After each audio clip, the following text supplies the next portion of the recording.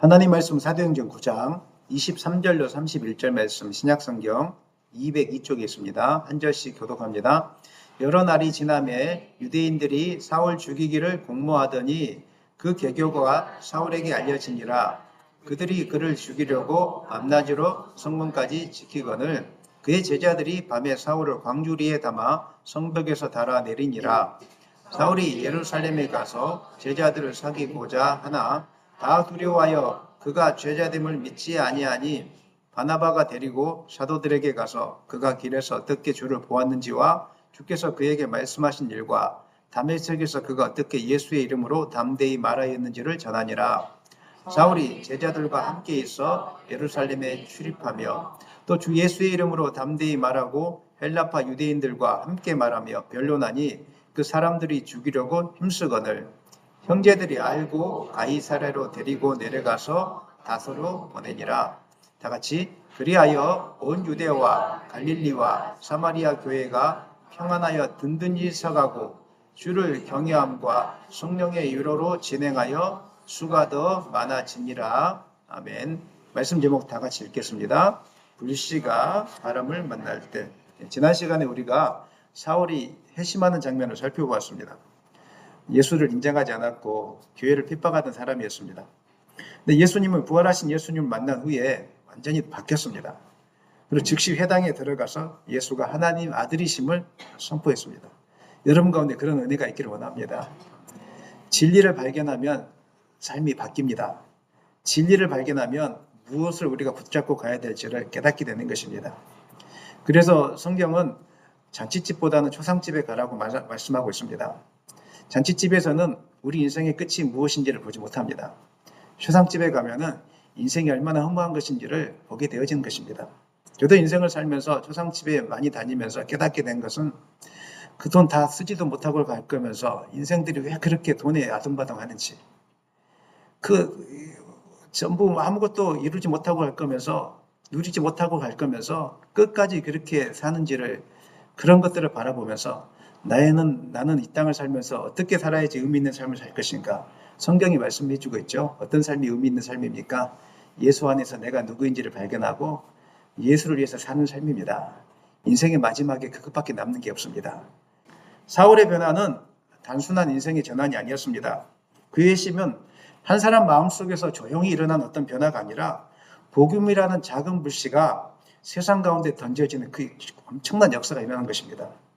이 깨끗한 물을 받아놓고 잉크 한 방울 톡 떨어뜨리면 잉크 한 방울이 아무것도 아닌 것 같지만 그것이 물에 다 번지면서 온 세상을 잉크 색깔로 바꾸지 않습니까? 물 컵 안을. 마찬가지로 사울 안에 떨어진 그 예수의 복음의 불씨는 아무것도 아닌 일이 아니라 온 세상을 변화시키기 위한 하나님의 놀라운 영향력의 불씨였다는 것입니다. 불씨는 작은 것이지만 불씨는 온 산을 태울 수 있는 역사가 있는 것입니다. 그 불씨가 여러분 가운데 일어나기를 원합니다. 복음은 사람을 조금 착하게 만드는 수준으로 바꾸지 않습니다. 사람의 방향을 바꾸게 만들고 인생을 완전히 바꾸게 만드는 하나님의 능력인 것입니다. 그래서 이 불씨가 떨어지면 이제 안 보였던 것들이 보이기 시작합니다. 자꾸 세상에 있다 보면 세상 것들을 붙들고 싶거든요. 왜냐하면 세상의 소리는 자꾸 성공해야 된다, 돈을 많이 벌어야 된다. 지금 또 한국에 주식이 잘 되니까 주식 안 투자하면 마치 뒤처지는 사람 같고 뭔가 손해보는 사람 같고 자꾸 이렇게 죽을 것 같고 뭐 이런 것 있지 않습니까? 또 남보다 뒤처지면 마치 내가 좀 뒤처진 인생 같고 자꾸 나를 증명하려고 애를 쓰고, 복음 안에서는 그럴 필요가 없습니다. 그건 다 헛된 것이구나. 그럴 필요 없고 예수 안에서 내가 생명을 구원하는 일들을 하게 되는 것입니다. 세상에서 가장 소중한 것은 사람을 살리는 일입니다. 내가 사는 것입니다. 세상의 것을 다 얻어도 내가 살지 못하면 아무 소용 없습니다. 세상의 것을 다 많이 누린다고 할지라도 생명을 살리는 일을 하지 못하면 아무 소용 없습니다. 성경은 우리에게 한 가지 사실을 분명하게 보여주는데, 이 복음의 불씨가 떨어지면 이 불씨는 언제든지 바람을 만나게 되어 있다는 것입니다. 근데 그 바람은 기뻐하고 환영하는 바람이 아니라 핍박과 위협의 바람 모습으로 우리 가운데 찾아온다는 것입니다. 사울이 복음의 불씨가 이제 그 가슴 가운데 떨어지고 복음을 증거하니까 희한하게도 사울을 죽이려는 음모가 일어나기 시작했습니다. 오늘 본문이 다 그 내용입니다. 복음을 알고 깨닫고 이제 살리려고, 의사가 죽어가는 환자 살리려고 이 백신 맞아야 된다고 하는데 왜 내 몸에 손을 대냐고. 옛날 유교 시대 때 우리 그렇지 않습니까? 왜 내 몸에 손을 대냐고. 아니, 수술을 해야 삽니다. 이렇게 가르쳐줬는데 내 몸에 손대지 말라고. 이거하고 똑같은 모습이에요. 진리를 가르쳐 주려고 살리려고 했는데 손대지 말라는 거예요. 죽이려고 했습니다. 우리가 성령이 충만하면은 오히려 방해하는 세력들이 많습니다. 성령이 충만하지 않을 때는 드러나지 않기 때문에 방해하는 세력이 없습니다. 성령이 충만하면 희한하게도 방해하는 세력들이 많이 나타납니다. 바로 복음의 불씨를 꺼뜨리려고 하는 핍박의 바람, 환난의 바람이 우리 인생 가운데 몰아치게 되는 것입니다. 그런데 놀라운 사실은 그 바람이 불씨를 끄지 못한다는 것입니다. 오히려 그 바람을 통해서 불씨는 널리 번져가게 되어 있고 온 산을 태우는 역사로 번져가는 것입니다. 그게 바로 복음의 능력이고 하나님이 함께 하시는 역사인 것입니다. 오늘 말씀이 바로 그것들을 증가하고 있습니다. 한번 살펴보겠습니다. 사울은 다메섹 도상에서 부활하신 예수님을 만난 후에 곧바로 회당으로 향하는데 성경은 이렇게 기록합니다. 9장 20절 읽겠습니다. 즉시로 각 회당에서 예수가 하나님의 아들이심을 전파. 즉시로 이렇게 이야기합니다. 즉시 어떤 느낌이 오세요? 뭔가에 끌려가는 느낌이죠. 즉시로 이렇게 가는 것입니다. 사울의 열심보다 성령의 강권적인 은혜가 사울을 붙잡았다는 것입니다. 사울이 완벽하게 준비가 되어져서 회당으로 간 것이 아니었습니다. 복음에 대한 훈련이 다 끝나서 회당으로 달려간 것이 아니었습니다. 그는 단지 예수님을 경험하고 나서 성령이 주신 뜨거움에 반응해서 즉시로 이끌려서 순종했을 뿐입니다. 회심 직후의 담대함은 훈련의 결과가 아니라 은혜가 밀어내는 힘이었던 것입니다. 우리가 믿음 안에서 담대함을 얻게 될 때는 하나님께서 나에게 베풀어 주신 은혜가 충만할 때입니다. 이럴 때는 세상이 무섭지 않습니다. 이럴 때는 내가 가진 것이 없어도 부족함이 없습니다. 너무 감사가 넘치고 은혜가 넘치는 것입니다. 그때는 세상 사람들의 소리에 쉽게 흔들리지 않습니다. 이렇게 해야 잘 된다. 여기에 투자해야 잘 된다. 이 길이 안전한 길이다. 그래, 네 마음대로 살아라. 이렇게 하죠. 내 가운데 은혜가 충만하면 그렇게 가. 너는 그렇게 가. 나는 내 안에 예수님이 계셔. 걱정하지 마. 이렇게 하는 것입니다. 우리 청년들이 직장을 준비하면서 직장 취업이 안 될 때, 또 우리 학생들이 대학을 준비하면서 대학이 잘 못 들어갈 때 두려워하지 않습니까? 근데 예수가 충만하면 두려워하지 않습니다. 대학을 가도 괜찮고 못 가도 괜찮고 직장에 들어가도 괜찮고 못 들어가도 괜찮고, 왜냐하면 하나님이 나의 길을 인도해 주실 것이니까. 믿으십니까? 이 은혜의 역사가 있으니까 두려움이 그 가운데 없는 것입니다. 무엇을 더 얻어서 기뻐하거나 무엇을 잃어서 우울해하는 삶이 아니라 하나님께서 나에게 베풀어 주신 그 은혜가 너무 크기 때문에 그것 때문에 감사하는 삶을 살게 되는 것입니다. 그리고 영적인 눈이 열리기 때문에 나에게 주어주신 은혜의 기업의 약속의 풍성함을 바라보면서 기쁨으로 주님을 찬양하오니 주님을 경배하오니 왕이신 예수님 오셔서 자정하사 다스리소서. 주님으로 인하여 만족하는 삶을 살게 되는 것입니다.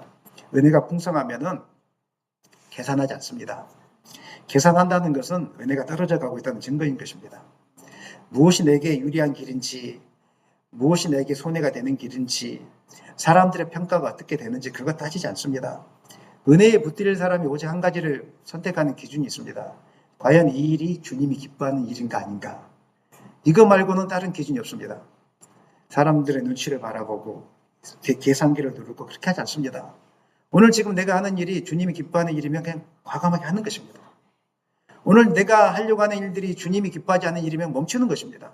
그런 은혜가 여러분 가운데 있기를 원합니다. 사울이 즉시 회당으로 간 이유가 바로 여기 있는 것입니다.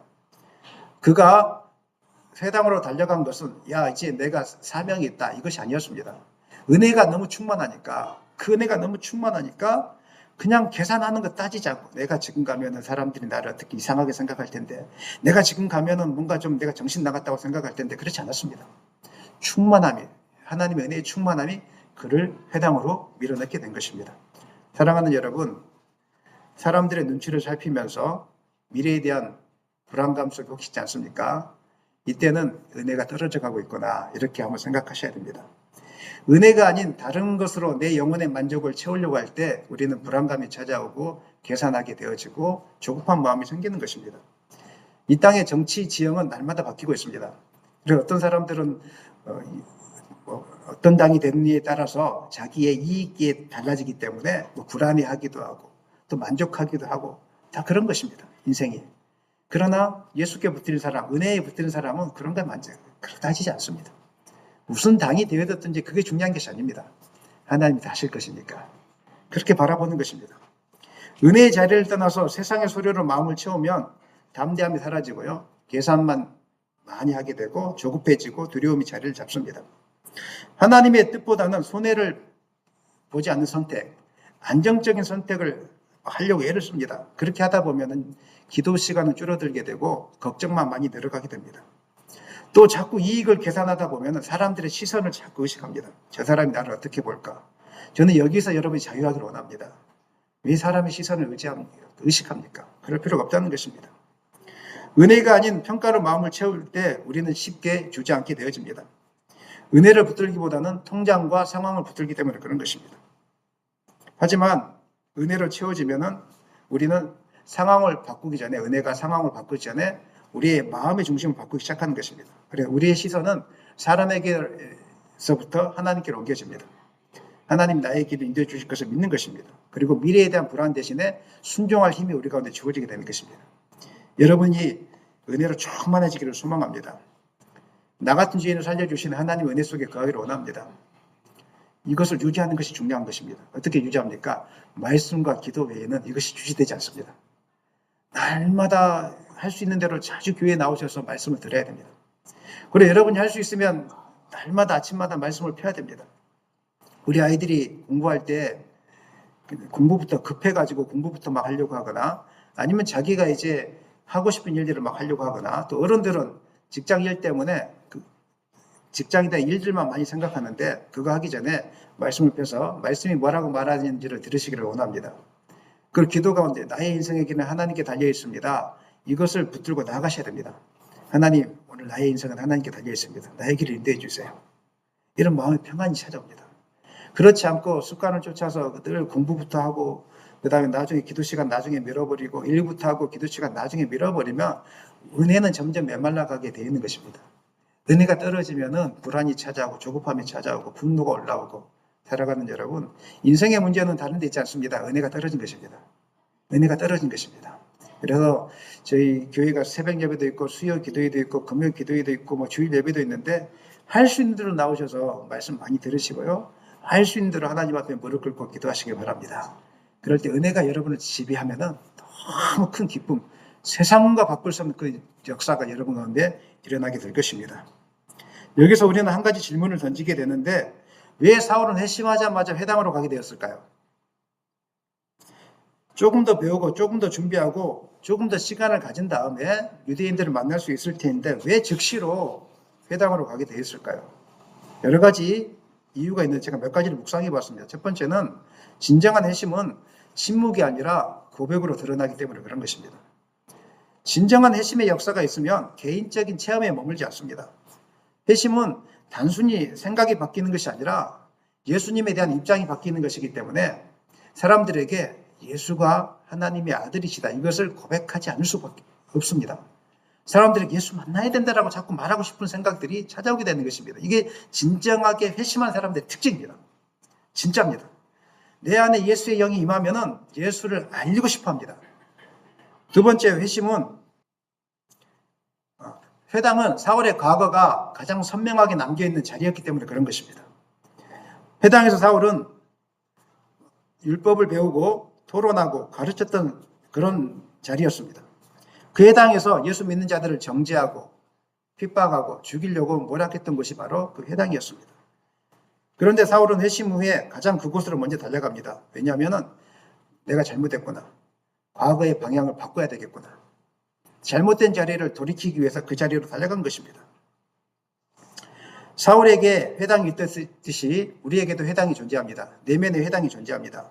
첫 번째는 나의 의로 가득했던 교만의 회당이 있습니다. 사람을 쉽게 평가하고 정죄하고 품어주지 못했던 그 회당이 있습니다.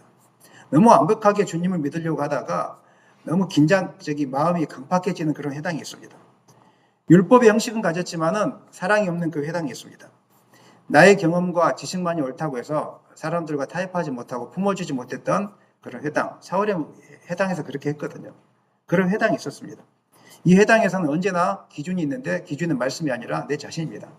말씀을 들이내밀지만은 사실은 내 생각인 것이죠. 말씀은 내 생각을 합당화시키기 위한 도구가 되는 것이죠. 사람을 설득하기 위한 도구가 되는 것이. 아니, 얼마나 괴롭겠습니까? 주변의 사람들이. 그 회당의 자리가 있다는 것입니다. 두 번째는 죄책감에 함몰되었던 회당이 존재합니다. 우리 가운데. 이미 용서받았음에도 불구하고 실수나 실패를 하게 되면 끊임없이 다시 한번 자기 자신을 정죄합니다. 나는 안 되는 인간인갑다. 나는 어쩔 수 없는 인간인갑다.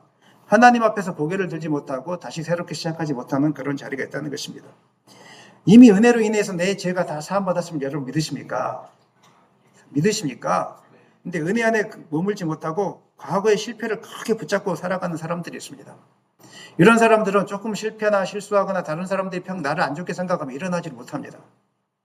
그럴 때마다 사탄아 물러가라 선포하기를 소망합니다. 복음이 여러분의 과거보다 큰 것입니다. 아멘입니까? 과거는 아무것도 아닙니다. 하나님이 복음을 통해서 십자가를 통해서 과거를 다 덮으셨습니다. 그런데 그 다시 왜 이렇게 해졌습니까? 과거는 아무것도 아닌 것입니다. 과거에 어떤 삶을 살았든지 복음 안에서는 새로운 피조물이 된 것입니다. 그게 바로 복음의 역사인 것입니다. 세 번째는 우리 안에 해당이 있는데 잘못된 신앙생활을 전수했던 꼰대의 해당이 있습니다. 꼰대의 해당. 그 자녀와 사람들에게 복음보다 규칙을 먼저 가르치려고 하는 것, 은혜보다는 기준을 먼저 들이내미는 것. 우리 이런 신앙 많이 했지 않습니까? 우리도 그런 신앙이 아직도 남아 있습니다. 자꾸 기준을 내세우고 당신은 이 기준에 못마땅해. 당신은 이 기준에 안 돼. 우리 아이들에게도 주일만 되면 그 기준을 내세워서 힘들게 만들고 여러 가지 주일날 공부를 해야 되냐 말아야 되냐, 주일날 음식을 사 먹어야 되냐 말아야 되냐. 그 복음 안에서 아무것도 아니잖아요. 중요한 것은 영원히 사는 거잖아요. 그죠?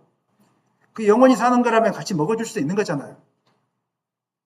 베드로가 이방인들과 식사하다가 예루살렘에서 사도들이 오니까 놀래가지고 꼰대의 기질을 발휘했죠. 아닌 것처럼. 나는 깨끗한 것처럼. 꼰대의 기질을 발휘한 것이죠. 이런 회당에서는 사랑보다는 통제가 앞서게 되는 것입니다. 통제하지 않기를 원합니다. 네 번째 회당이 있는데 숨기고 싶고 포장하고 싶었던 열등감의 회당이 우리 가운데 존재하고 있습니다.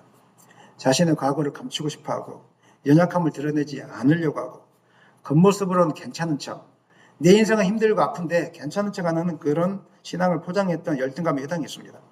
그래서 사람들 앞에만 서면 자꾸 회피하고 싶고 작아지고 피하고 싶고, 이 해당에서는 하나님의 은혜보다는 사람들의 시선을 두려워하는 것입니다.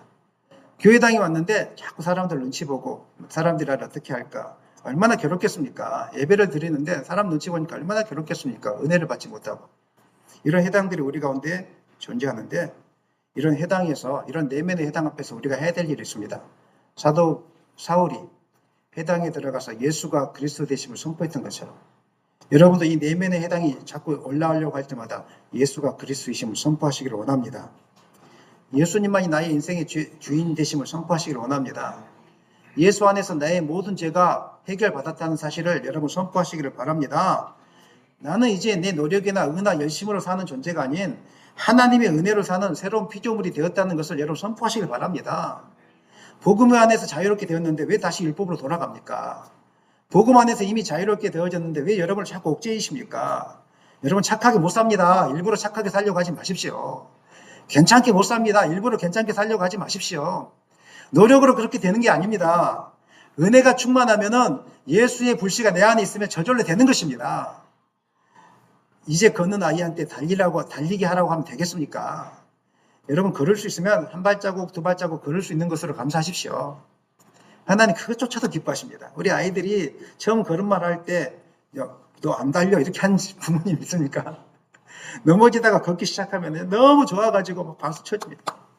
그러다가 이제 숫자를 알기 시작하면 1, 2 하면은요 막 천재가 태어난 줄 알고 너무 행복해하지. 그거 가지고 일을 하네. 이리 와, 빨리 와봐. 구구단 하자. 이렇게 한 부모 없습니다. 그런 부모는 정신 나간 부모라고 하는 거예요. 우리 너무 자기 자신에 대해서 좀 그렇게 몰아붙이지 않았으면 좋겠습니다. 좀 관대하십시다. 자기 자신에 좀 관대하시고 또 자녀들에게 대해 관대하시 기다려주세요.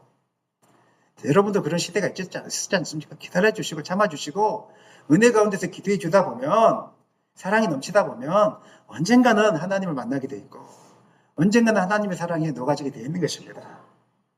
사랑하는 여러분, 과거의 실수나 실패가 더 이상 여러분을 묶지 못합니다. 아멘입니까? 아멘. 여러분의 노력과 결단으로 사람이 바뀌지 않습니다. 노력과 결단으로 내가 바뀌지 않습니다. 나에게 필요한 것은 오직 하나님의 은혜일 뿐입니다. 해당해서 예수 그리스도의 은혜가 나를 바꿨다. 이렇게 선포할 수 있기를 예수님의 이름으로 간절히 축원합니다.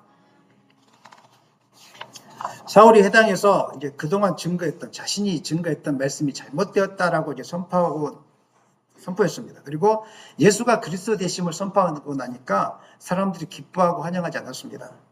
그 말을 듣고 나서 사람들이 분노했고 오히려 사울을 죽이려고 했습니다. 사도행전 9장 22절 23절 사울은 힘을 더더 예수를 그리스도라 증언하여 다메섹에 사는 유대인들을 당혹하게 하니라. 여러 날이 지남에 유대인들이 사울 죽이기를 공모하다. 복음으로 인해서 삶이 변화되었고 삶의 목적이 생겼고 새로운 삶으로의 방향을 전환했는데 삶이 순탄하지 않는 일이 생기기 시작한 것입니다. 기쁨이 아니라 사람들이 기뻐하는 것이 아니라 오히려 반역하고 죽이려고 했던 것입니다.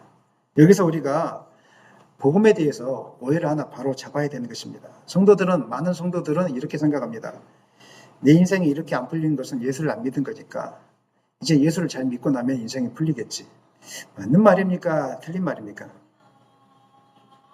이 말은 잘 생각하면 맞는 말이고요. 세상적으로 생각하면 틀린 말입니다. 예수 안에서 잘 된다는 말은 하나님의 함께 하심, 하나님과 동행하는 기쁨을 누리기 때문에 그 삶이 잘 되는 것이고 근데 이것을 세상적으로 해석하면 이제 예수 믿었으니까 안 되던 사업이 풀리겠지. 예수 믿었으니까 그동안 끊어진 관계가 회복되겠지. 공부 못하는 애들이 공부를 잘하겠지. 이거는 복음을 잘못 오해하고 있는 것입니다. 그런 잘됨이 아니라는 것입니다. 성경은 반대로 말합니다. 예수를 진짜로 따르면요 핍박과 환난이 온다고 이야기합니다. 진짜로 따르면 여러분이 진짜로 결단하면은 핍박과 환난이 찾아옵니다. 요한복음 16장 33절 읽겠습니다. 세상에서는 너희가 환난을 당하나 담대하라 내가 세상을 이겼노라. 주님이 뭐라고 말하고 있습니까? 세상에 너희가 환난을 당할 것이라 이야기했습니까? 당한다고 이야기했습니까? 당한다 이렇게 분명한 선언입니다.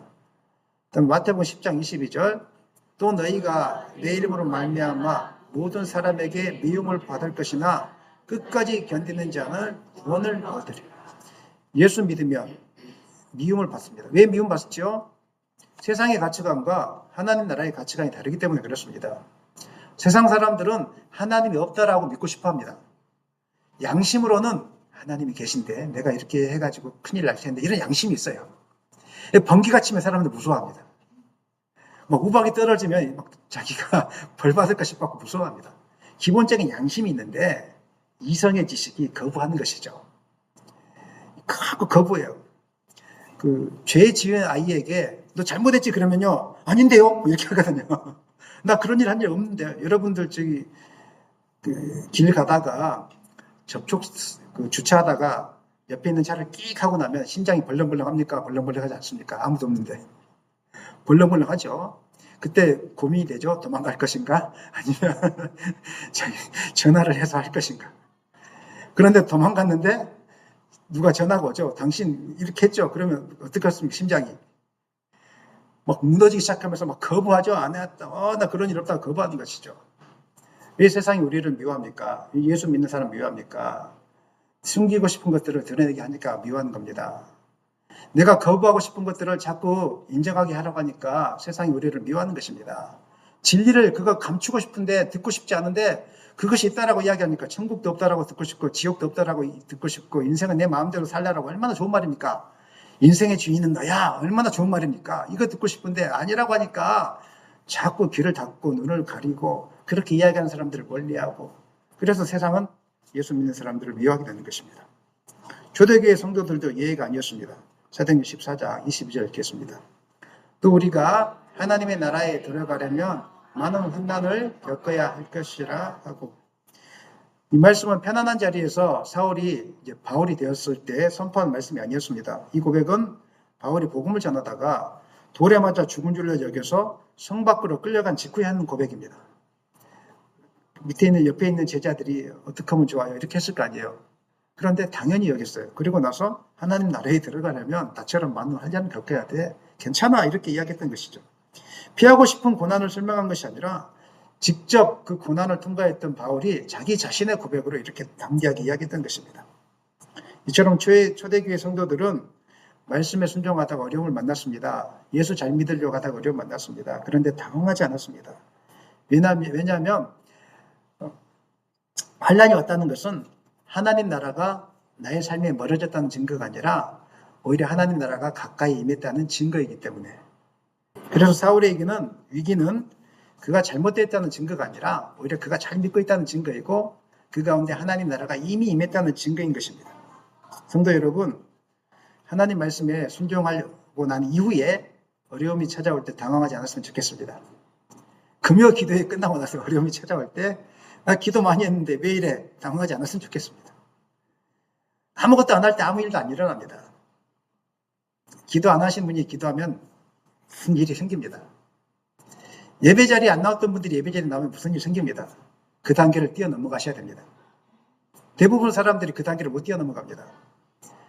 예배 안 드리다가 이제 마음을 잡고 예배 드리려고 했는데 갑자기 무슨 일이 생겨요. 그러면 내가 예배를 드렸으니까 이렇게 생겼구나. 안 하다가 하는 짓을 하면 안 돼. 말하면서 하는데 그렇게 하지 마십시오. 한 단계 뛰어넘어가셔야 됩니다. 근육 운동도 안 하다가 하면 아픕니다. 그런데 아픈 단계를 한번 뛰어넘고 나면요, 그 다음에 더 큰 근육이 생기는 것입니다. 믿음 생활도 마찬가지입니다. 하다 보면 어려움도 있고, 하다 보면은 육신도 피곤하고, 하다 보면 되는 날만 있는 것이 아니라 안 되는 날도 많고, 근데 그런 것들을 당연하게 여기고, 그럴수록 주님을 찾기를 소망합니다. 졸릴수록 주님을 찾기를 소망합니다.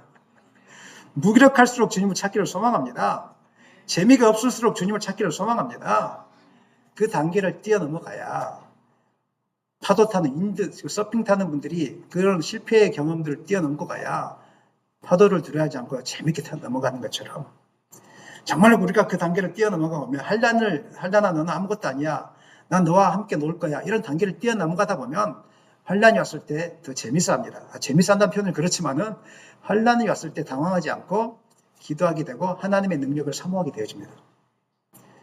교회가 문제가 많이 생기면은요, 대부분 사람들이 교회가 은혜가 없는 곳인가 이렇게 생각할 수 있을지 모르겠습니다. 영적인 사람들은 그렇게 생각하지 않습니다. 사단아 와라. 너는 오늘 끝났다. 문제 뒤에 역사하시는 하나님을 보게 될 것이다. 그래서 더 엎드려서 기도하는 것입니다. 은혜 속에서 실망하지 않고 다 기도하는 것입니다. 그리고 뒤에 놀라운 길로 인도하신 하나님의 역사를 경험하게 되는 것입니다. 오늘 주님 잘 믿다가 고난 속에 있는 분이 있다면 내가 뭔가 잘못되고 있구나 이렇게 생각하지 마시고 하나님 나라가 내 앞에 가까이 와 있구나 이렇게 묵상하시기를 예수님의 이름으로 간절히 축원합니다. 하나님의 나라는 인간의 힘으로 막을 수 있겠습니까? 막을 수 없겠습니까? 하나님의 통치가 임하는 그 나라가 확장되어지는데 이것을 인간의 힘으로 막을 수 있습니까? 못 막습니까? 절대 못 막습니다. 사람들은 사울을 막으려고 했지만 하나님의 능력은 사울이 전한 복음을 막지 못하겠습니다.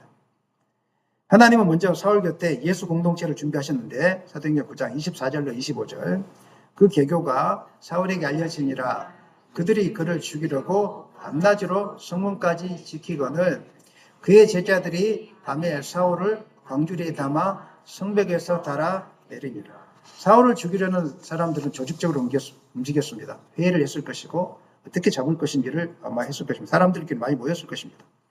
근데 사울을 살리시는 하나님은 조용하게 움직이셨습니다. 광주리 하나를 준비하고 밤의 어둠 속에서 이름 없는 제자들을 준비시켜서 사울을 살리기로 하나님께서 작정하신 것입니다. 이들은 사울을 의심하지 않았고 과거를 따지지 않았습니다. 그리고 목숨 걸고 그를 지켰습니다. 왜냐하면 사울이 변화된 모습을 보니까 예수님의 살아계시구나 이것을 본 것입니다. 여러분의 모습 속에서 예수님의 살아계심이 증거되기를 원합니다. 증거되기를 원합니다. 그러면 주변에 있는 사람들이 도울 사람들이 나타나기 시작합니다. 은빛교회가 지금까지 이렇게 하나님의 은혜로 지켜올 수 있었던 이유는 단 한 가지라고 생각합니다. 은빛교회 오면은 예수가 그리스도이심이 증거되는구나.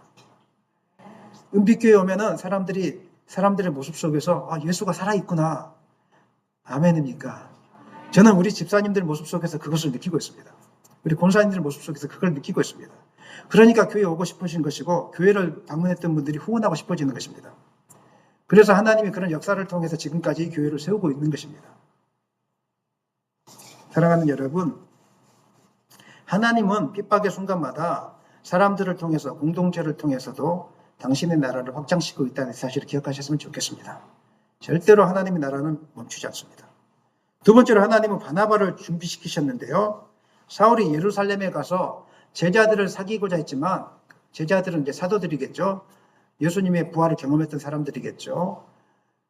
가까이 하지 못했습니다. 믿을 수가 없었던 거예요. 이게 이 사울이라는 사람이 지난번에 교회를 핍박하고 예수 믿는 사람 다 죽이려고 했던 사람들인데 어떻게 믿겠느냐. 근데 하나님께서 바나바를 준비시켜 주셨어요.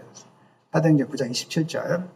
바나바가 데리고 사도들에게 가서 그가 길에서 어떻게 주를 보았는지와 주께서 그에게 말씀하신 일과 다메섹에서 그가 어떻게 예수 이름으로 담대히 말하였는지를 전하니라.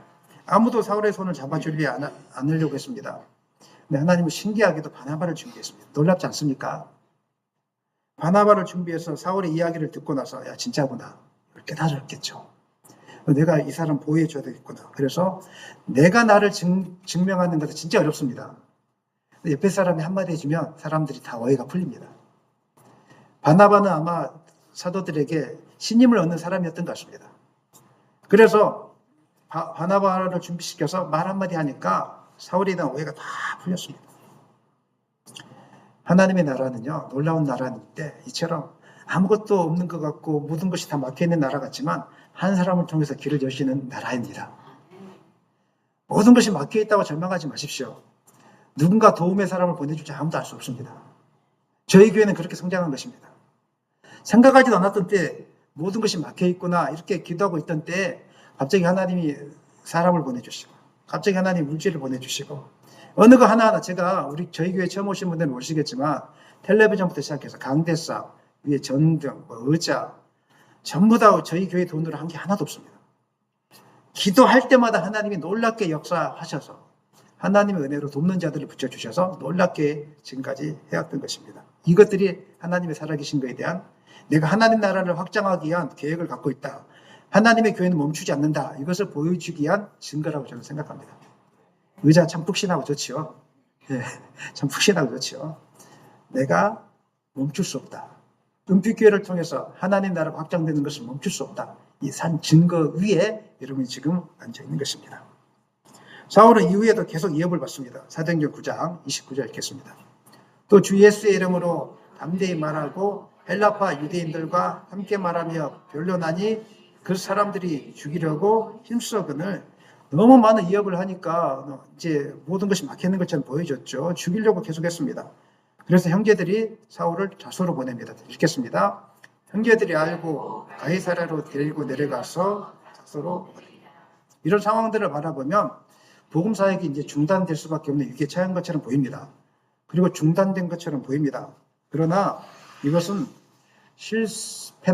실패가 아니라 하나님이 일부러 이동하신 이동 명령이었던 것입니다. 사울에게 핍박이 없었다면 그는 여전히 예루살렘이나 다메섹에 머물러 있었을 것입니다. 하지만 하나님은 이 조그마한 불씨를 옮겨야 되겠다는 필요성을 느꼈던 것입니다. 핍박이라는 것을 통해서 이 불씨를 옮겨가기 시작한 것입니다. 산불이 날 때 큰 불이 나는 경우는 두 가지 조건이 충분해야 됩니다. 첫 번째는 불씨가 있어야 되고 두 번째는 거센 바람이 불어야 됩니다. 아무리 불씨가 있어도 거센 바람이 불지 않으면 큰 산불은 나지 않습니다. 강원도 지역에 큰 산불, 옛날 경상도 쪽에 큰 산불 났었죠. 공통적인 특징이 있죠. 거센 바람. 거센 바람이 이 불씨를 사방으로 날리게 한 것입니다. 이 복음의 확장이 이렇게 되는 것입니다. 우리는 평안하고 우리끼리 모여 있어서 복음이 확장될 것 같지만 하나님의 나라는 그렇게 확장되지 않습니다. 하나님은 개인의 삶에 고난을 주시고 교회에 고난을 주셔서 흩어지게 만든 다음에 복음이 확장되게 만드시는 분이 하나님이십니다. 그렇기 때문에 때로 교회가 분리되거나 흩어짐은 결코 나쁜 거라고 우리가 바라볼 수는 없습니다. 하나님의 나라를 위해서 또 다른 하나님 복음의 불씨를 뿌리는 것이기 때문에 결코 우리가 이거 실패했거나 실수했거나 그랬다라고 여러분 생각하지 않았으면 좋겠습니다. 하나님의 생각은 우리보다 크신 분이십니다. 아멘입니까? 그래서 하나님은 이 흩어진 상황, 사울이 쫓겨간 상황을 이렇게 평가하십니다. 사도행전 9장 31절 읽겠습니다. 그리하여 온 유대와 갈릴리와 사마리아 교회가 평안하여 든든히 서가고 주를 경외함과 성령의 의로로 진행하여 수가 더 많아집니다. 세상적으로 볼 때는 위기 중에 위기였지만 영적인 현실은 하나님 나라의 확장이었고 교회의 부흥이었습니다. 이런 역설이 어디 있습니까? 한때 누구보다 열심히 교회를 핍박했던 사울이 이제는 열심히 주님을 증거하는 사람이 되었고 그 한 사람의 핵심이 공동체 전체를 흔들고 깨우는 놀라운 불씨의 역할을 했다는 것입니다. 그리고 이 땅에서 복음을 가속화시키는, 복음을 확산을 가속화시키는 그 불씨가 되었다는 것입니다. 사랑하는 여러분, 저는 여러분 이 땅의 교회의 현실을 가지고 정치의 현실을 가지고 미래를 평가하지 않았으면 좋겠습니다. 여러분이 당한 이 현실을 가지고 미래를 평가하지 않았으면 좋겠습니다. 세상이 교회를 힘들게 할 때 모든 선교의 문이 닫혀 있는 것처럼 느껴질 때 그때 하나님 더 크게 역사하십니다. 성도들은 환란이 찾아올 때 모든 문이 닫혔다고 여겨졌을 때 더 오히려 기도의 자리에 나오게 됐습니다. 더 오히려 말씀을 사모하게 됐습니다. 이 땅에서 가장 말씀을 사모하고 기도를 사모하는 백성들이 어디에 있겠습니까? 북한 땅에 있지 않겠습니까? 그 공산권 중국 땅에 있지 않겠습니까?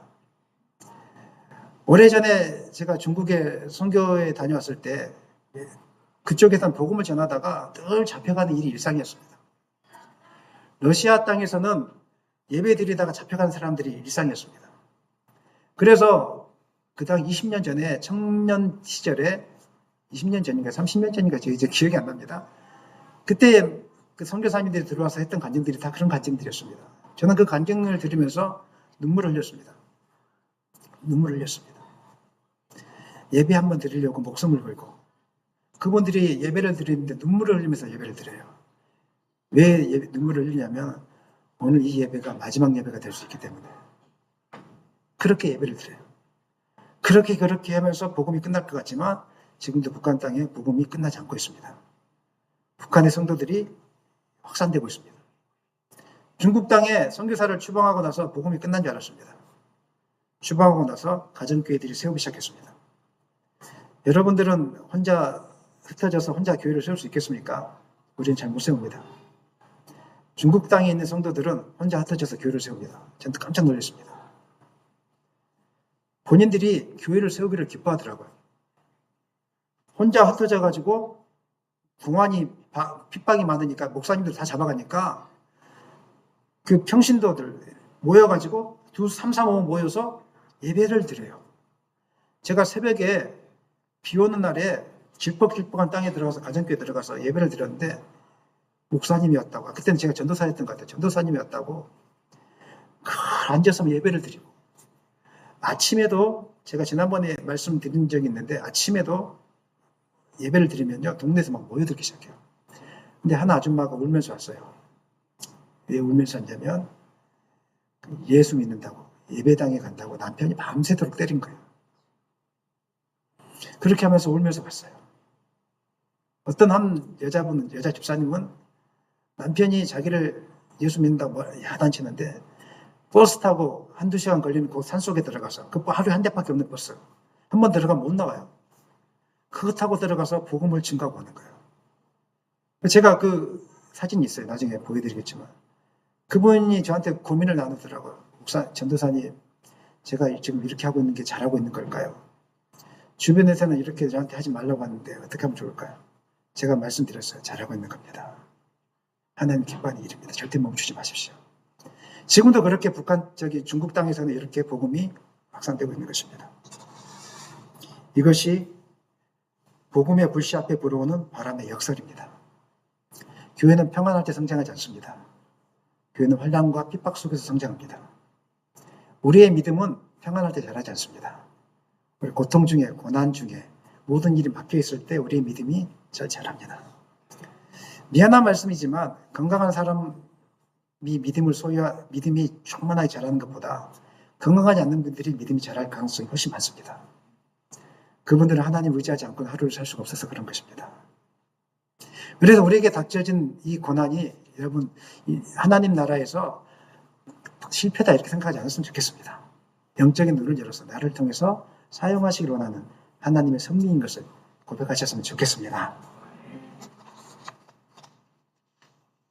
그러므로 우리가 두려워야 될 것은 핍박이 아니라 진짜 두려워야 될 것은 교회가 복음의 능력을 열어가는 것입니다. 외적은 예배당은 커지고 사람들은 많아지는데 교회가 복음의 능력을 열어가는 것입니다. 복음에 대해서 말하는 것을 부끄러워하는 것입니다. 다른 프로그램이나 외적인 것들로만 자꾸 포장하는 것입니다. 왜 이 세상의 사람들이 염려와 고통 속에 있습니까? 교회를 다니는데 확신이 없고 자신감이 없습니까? 말씀이 선포됐는데 그 안에 생명이 없기 때문에 그런 것입니다. 말씀이 선포됐는데 그 안에 복음이 없기 때문에 그런 것입니다.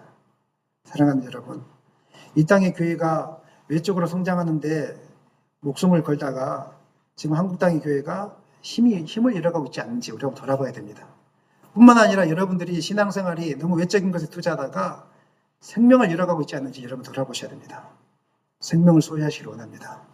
생명을 소유하시길 원합니다.